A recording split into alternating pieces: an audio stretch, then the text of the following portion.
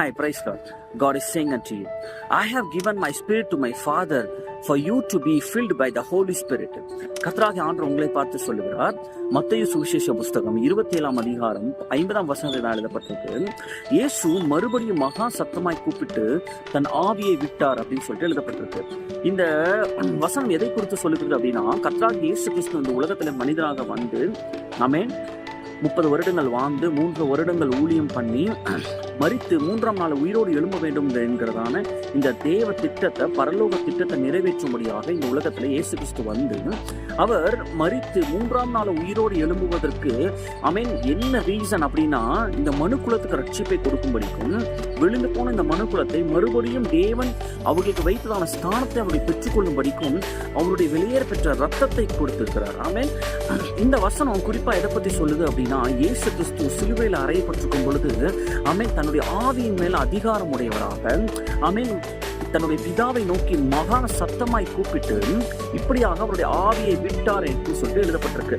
அப்போ அவரோட ஆவி மேல அவருக்கு கண்ட்ரோல் இருக்குது. என்னன்னா, பிதாவாகிய தேவன், குமாரனாகிய இயேசு கிறிஸ்து, பரிசுத்த ஆவியாக திரியேக தேவன், இவங்க 3 பேரும் 3 கடவுளா அப்படின்னு கேட்டா இல்ல, 3 ஒன்றாகவும் 1 3ஆகவும் கிரியை செய்கிற ஆண்டவர் தான் நம்ம ஆராதிக்கிறோம். ஆமென்.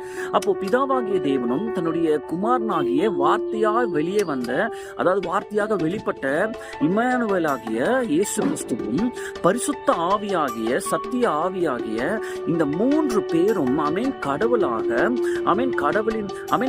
கடவுளுடைய தற்சொரூபமாக வெளிப்பட்டவர் தான் இயேசு கிறிஸ்து. 3 பேரும் ஒன்றாகவும் 1 3ஆகவும் கிரியை செய்து இந்த மொத்த உலகத்தையும் ஆளுகிறவராக இருக்கிறார்.